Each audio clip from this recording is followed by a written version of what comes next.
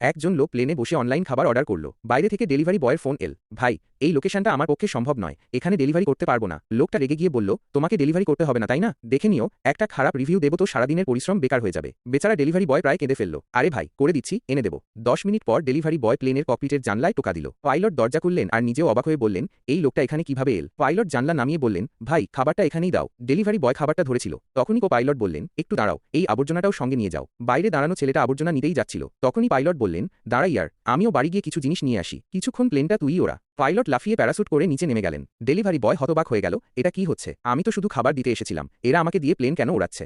Pilot ততক্ষণে air হোস্টেসের সঙ্গে পার্টিতে মত্ত ছিল। বাধ্য হয়ে ডেলিভারি বয় প্লেন ওড়ানো শুরু করলো এবং বাকি অর্ডারগুলো ডেলিভারি করতে বেরিয়ে পড়ল। তখনই এক মহিলা কাস্টমার ফোন করে বিরক্ত হয়ে জিজ্ঞেস করল, তুমি আমার ডেলিভারি নিয়ে 800 কিলোমিটার দূরে কিভাবে পৌঁছলে, আমার খাবার কোথায় নিয়ে যাচ্ছ।